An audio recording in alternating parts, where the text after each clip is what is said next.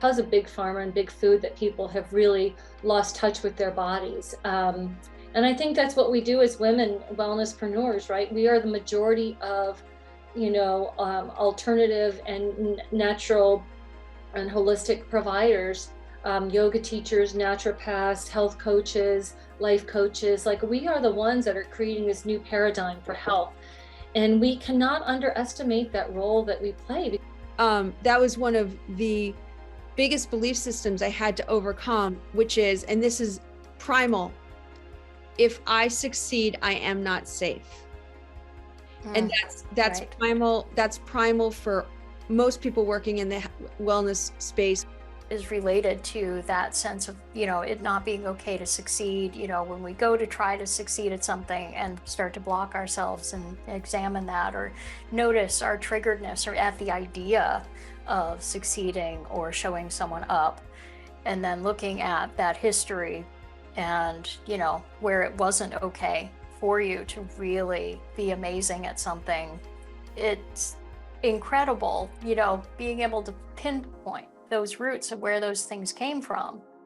Getting out of our own way is half the battle for creating success. So wherever we're blocking ourselves is going to be the biggest blockade. To market your business, right? You got to learn stuff you don't want to do. You got to be consistent. Building community is a big thing. So maybe there are some overnight successes, but I highly doubt those overnight successes have longevity. I really think if you want to exist for a long time, it takes time, because you have to build a whole bunch of foundations and you have to figure out how to do that and how to continue. Because if I stop creating now, then where would I be a year from now? So it's understanding, what do you have to do in order to market that? And just because you have a good idea over here 3 years from now, that's probably not going to be making you any income. You have to keep creating. So being able to create enough space in your world, as you said, Tracy, in the beginning, we have to write, we have to take time to meditate, we have to take time to do all these things. And for me, when I was seeing 8 patients a day and I was physical all day long, to actually stop and consider me just kind of daydreaming and imagining and writing, doesn't feel really like work, but yet it's so necessary, because that's where the creation comes from. And that's where those ideas that can expand where you're going can grow. So I never felt like I was good at sales. I was good at teaching. And this is where the community group came in. Who you are through this in the social media world, they want to know you. Invest in yourself. I would say invest in yourself. So you never know what your next step is going to be.